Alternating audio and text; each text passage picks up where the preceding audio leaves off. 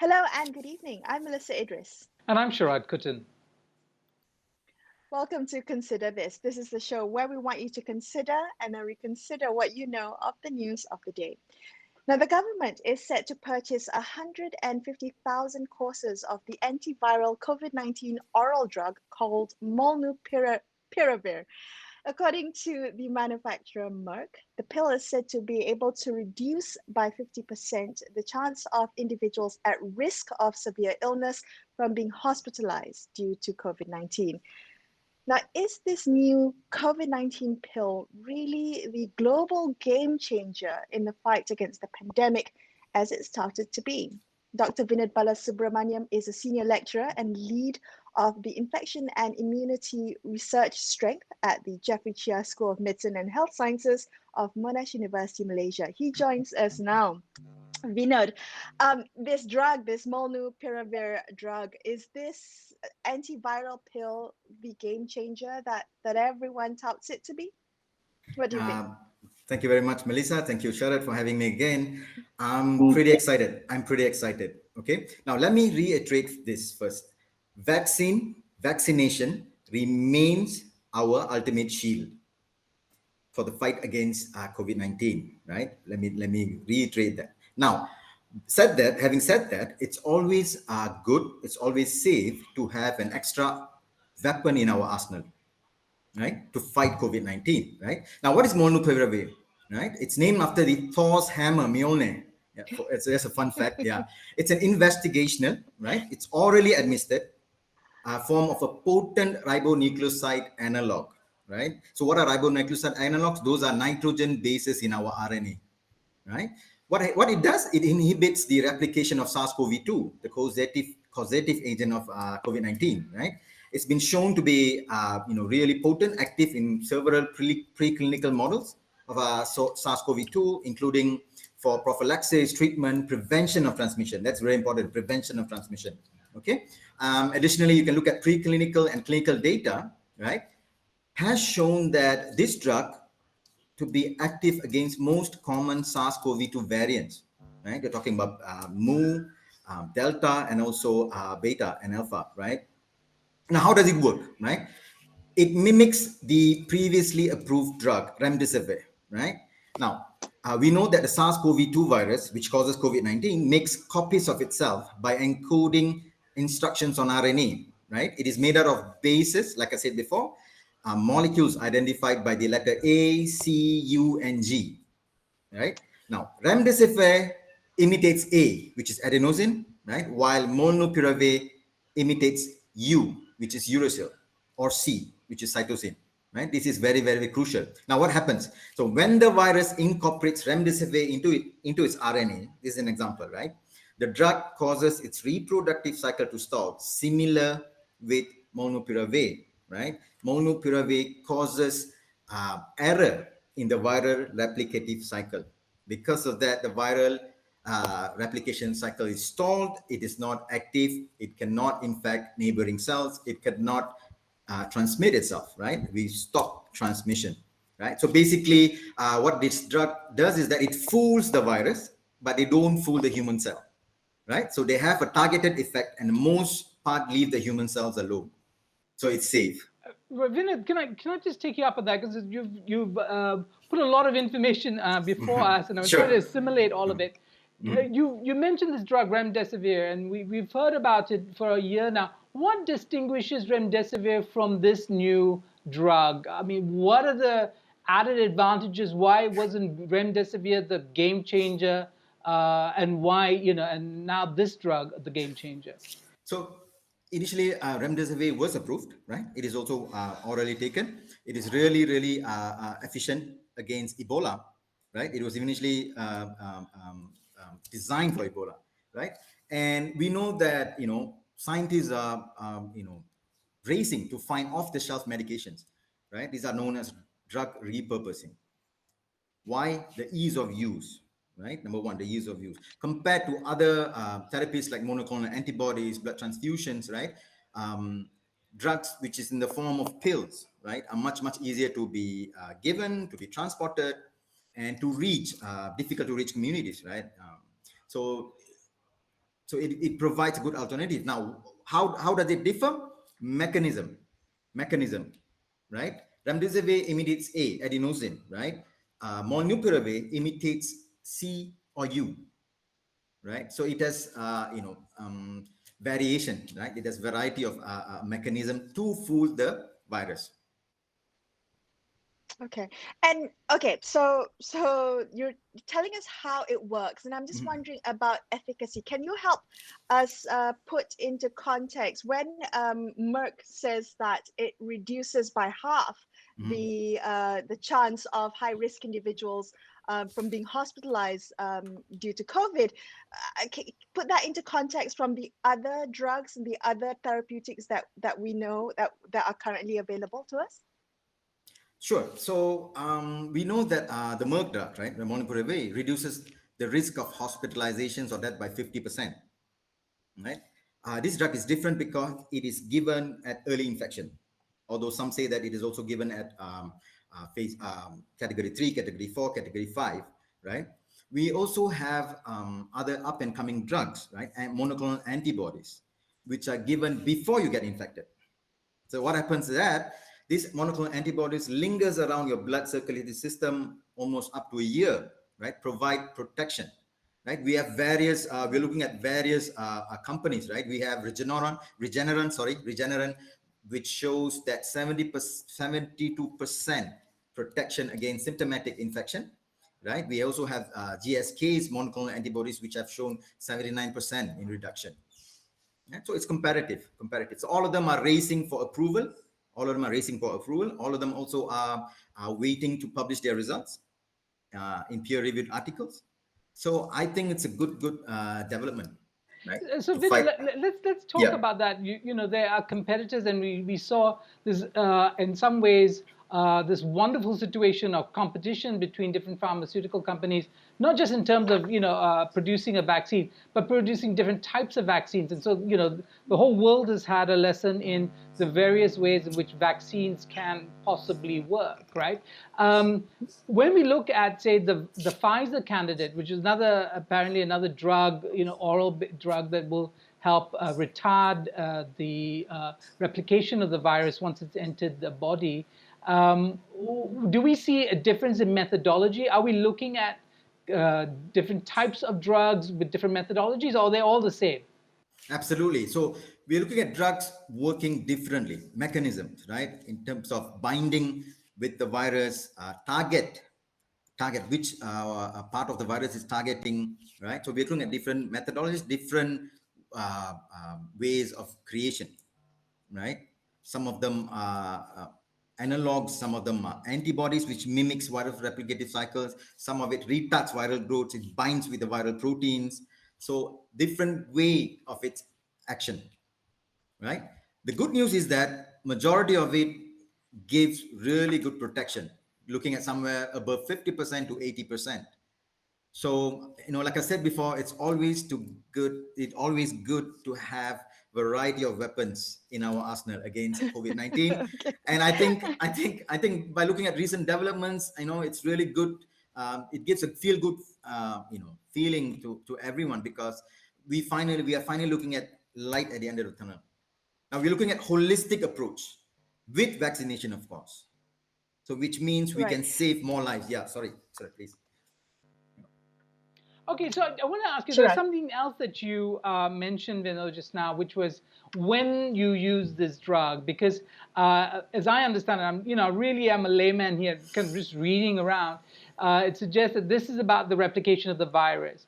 But the disease itself, especially stage 3, 4, and 5, and you mentioned this earlier, is really about the body's overreaction to the infection, that what is happening in a person beyond stage 3 is really not about the virus anymore. It's really about the body. And so you have a host of other drug or therapies that are used in order to stop the body from overreacting. How does this particular drug, Molnupiravir, function, if that is the fact? And correct me if I'm wrong about my sense of what the disease as opposed to the virus is. Thank you so much for this brilliant question, Sharat. So now, usually what happens is that, right? So we have a healthy human being, right? A pathogen enters our body, right? Usually, if this pathogen is previously recognized, we have storage of memory B cells, cytotoxic T cells to encounter this pathogen. If it was previously encountered before, right? So this is how our immune system works. But under special circumstances, you have a new pathogen, a new kind of pathogen which we have never encountered before, SARS-CoV-2 being one, meaning that our immune system is naive. It does not know, it does not recognize this pathogen. So most of the time, viruses use new viruses, novel viruses, right? Like the pandemic causing viruses, trigger various immune responses. So our body don't know how much to, basically it's like using a machine gun, right? I just want to eliminate this. This is what happens most of the time. This is what pandemic causing viruses do, right? It triggers a severe form of immune reaction, right? Like what we see in the SARS-CoV-2, which triggers a hyper-inflammatory system response from our body, which in turn causes, a lot of other anomalies like organ failure, so on and so forth, right? Now, what is beautiful about these drugs is that they do not stimulate our immune response. They do not interfere with our immune response. What it does is that it targets the virus per se, viral proteins per se, especially molnupiravir, right? It causes mutations in the virus, causing the virus replication defective. It can't replicate. It can't infect a new cell.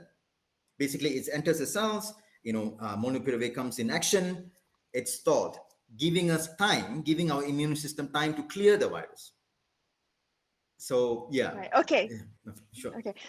Dr. Vinod, there's a lot that you've presented to us, and Sure. I think we'll take a quick break, but let's come back, and I want to discuss some of the concerns around this drug, Molnupiravir. So let's take a quick break and come back. Stay tuned to Consider This. Sure.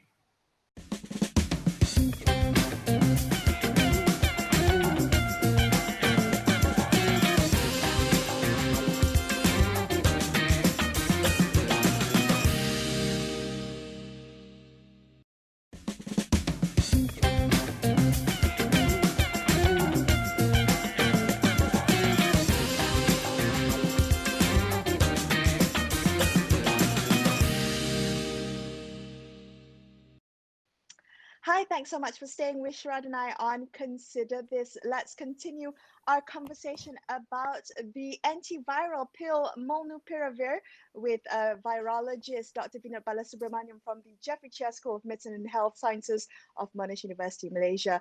I want to come back to, I hear your excitement, and it's infectious that we're in the queue now to purchase this drug. But I'm just wondering about some of the concerns that have been raised. There are quarters that have raised concerns that data from the trial has not yet been peer reviewed, it's not yet been published. Is that a concern for you? In a way, I understand the concerns, right? Because we have not seen fully published phase 3 clinical trial data, unlike the vaccines. And we have not seen the reactogenicity profile. And what we have is currently Merck's press release, right? Which is not of a scientific value in a sense, right? It's not peer reviewed. It's not seen by other scientists, right? But what interesting is that we know that the drug reduces the risk of hospitalizations or death by 50%, right? Now, what is interesting is that we have this board which is known as Data Safety and Monitoring Board in the US, extremely stringent, just like the FDA. So what they do is that they are not involved in the trial, right? They're not involved in any trials for that matter. What they do is that they review updated data regularly by these drug manufacturers, pharmaceutical companies, right? And they have no idea of the experiment setup. They just review the data. And what they found is that they were so excited with the results, right? With the results and they saw a strong enough difference that they stopped the trials, phase 3 trials, before its completion. Now, this is unheard of.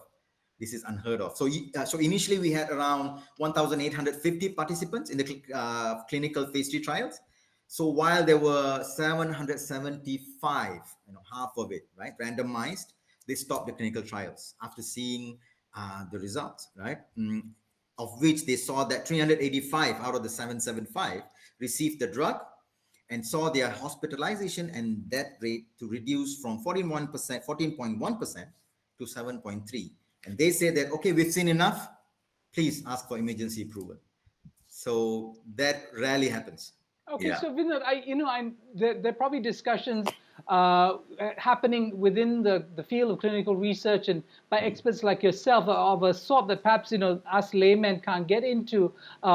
Is 50% really that good? Especially when over the vaccines we were getting 90%, and those are the kind of headlines that the media likes to project, right? So, but I want to ask you this simple question about the use of this drug. Who gets it and at what stage? Because there are concerns that, say you have a mild symptom, so you have no symptoms. Should you be taking this drug? Is there a point of no return in which this drug will be of very little value? And if so, are we likely to have a situation where this drug is dispensed too generously? And what are the dangers of that? Yeah, again, interesting question. If you look at the efficacy of vaccines, right? If you look at, the first trials released by Moderna, released by Pfizer, they showed a trial of 93%, 94%, 95%, somewhere around there. Again, when that trial is done worldwide, other places where you get real world data, you don't get similar numbers. Now, we initially had Sinovac just showing just 50%. Right, and the same study done in Indonesia, in some of the Southeast Asia countries, showed more than 70% of efficacy. So it's always hard to generalize, right? And 50% of it's halving the risk of hospitalization and death. So that is a huge number, right? We should not see, oh, it's just 50%. Why is it not 100%, right? And another thing we must remember that I would like to see this as not a standalone treatment, right? I would like to see this not a standalone treatment because I would like to see this to be used as a holistic approach, right? Especially for those elderly, immunocompromised, those who are vaccinated but somehow not producing enough antibodies protection, and they encounter breakthrough infections, right? We know that with the Delta. Well, okay. Yeah. Can I so follow up on Sharad's question? So the second part of his question talked about the dangers of perhaps overprescribing an antiviral drug, similar to, I'm just wondering whether there are concerns of viral resistance, similar to what we've seen with HIV drugs. Is that something that the medical community, that virologists are looking at, are concerned about? So if you look at this pill, it targets the viral polymerase, which is important for replication, right? Normally, viral polymerases, right, are conserved in in majority of viruses, especially RNA viruses, right? Same as in SARS-CoV-2. They undergo mutation, but not as rapidly as the viral glycosurface proteins. Example, spike, right? So while there are legitimate concerns that, what happens if it's, mutates, right? But I think it's a far more safer bet to target compared to spike, right? So if we manage to eradicate the virus, why worry about it? We can leave that for pandemics in the future. But for now, I think we will be able to, use this without the concern of mutation. Vinod, can I ask you another, maybe sort of a broader question, which is the way in which some of the vaccines have opened up an entirely new field or opportunities for treating disease around the world, not just the coronavirus and COVID-19. So does this Molnupiravir represent a technology, a medical technology that is also interesting in that it's a window onto all kinds of other possibilities? No, definitely. Now, like I said before, drug repurposing is getting traction, right? We have off-the-shelf drugs which are FDA approved. We know the toxicity. We know that it is safe to be in use in humans, right? Which can be redirected against this antivirus. That's a new field which is getting traction, Right? For example, remdesivir and molnupiravir were not initially designed for SARS-CoV-2, but now it's efficient for SARS-CoV-2. Right? So that is one field where it's gaining a lot of traction, rapid traction. Right? Similar to new technologies introduced. We have the mRNA technology, where by right they should have won a Nobel Prize this year for saving mankind, maybe next year. But yeah, definitely there are a lot of windows of opportunities for this. Okay. I want to come back to something you said a little bit earlier, Yeah, sure. Vinod, about how molnupiravir is there's an ease of use, right? So you talked about how easy it is to use, but I'm wondering whether there might be challenges in terms of distributing this drug or administering antiviral drugs like this on a large scale, particularly when you think about getting the timing right and the dose right. In countries that may not be testing, may not be able to diagnose at the point of this drug needing to be administered. Is that a challenge that we might be facing with molnupiravir? I don't see it really as a challenge simply because we know that it's in the form of a pill, right? It's much more easier to store. It is much more easier to transport compared to transfused drugs which are in liquid form, right? And also vaccines where it needs specific temperature, right? So I believe that with this purchase, right, we can further our reach, especially in remote areas with fewer resources, right? Especially also, one good thing is that we have resistance towards vaccines, even in our own country, by anti-vaxxers or communities who refuse to get vaccines regardless of what. So I see this as a window of opportunity to use these drugs for them, right? For them. So is testing very much part of the ecosystem that will make this drug more effective on a large scale? I mean, meaning that people need to be testing themselves and testing regularly in order to catch it early? I think that was a thrust of Melissa's question earlier. Absolutely, yes. So, because we know that it's really efficient at early stages, right? Early stages of infection. So, yeah, it is really, synergistic with testing done. So it should be done concurrently, especially to know at which stage of disease you are. Okay. On a broader note, I'm just wondering about what we've learned from the distribution of vaccines, right? The inequity in terms of distribution. I'm wondering whether you are concerned that we might see the same type of inequality that we did with the vaccine nationalism, also considering that this isn't a cheap drug, right? It's about 3,000 ringgit for a 5-day course, if I understand correctly. Absolutely. Now, one good thing is that right from the mouth of our health minister, that he said that it's going to be free. So they purchased 150,000 doses, right? For initial distribution to people who need it, especially like I said before, in immunocompromised elderly, those who have been vaccinated. I see the price being a problem because, like you said before, it is somewhere around $700 per dose. Right, so that's big money. Merck's going to be, making billions. But again, if you look at transfusion or monoclonal antibodies, right, it is more than $1,000, right? If you look at cost of monoclonal antibody for a patient, it's somewhere around 2,000, and the cost of remdesivir can cost up to 3,000 ringgit. Sorry, not ringgit. Right now, one good thing is that I read from a latest press conference from Merck that saying that they are planning to set up tiered prices for molnupiravir, right? So it means that it can cost less in certain countries, developing countries. And one good news is that it's licensing its production to 5 generic drug makers in India. So we are looking at really, really cheap, good, efficient drugs in the future. Wonderful. Well, hopefully there is a silver lining and that we might see the end of this pandemic soon. Dr. Vinod, thank you so much for speaking with us today. It's been a pleasure speaking with you. Thank you for joining us on the show tonight. Thank you, Melissa. Thank you, Sharat. Take care. Thank you. That was our conversation with virologist Dr.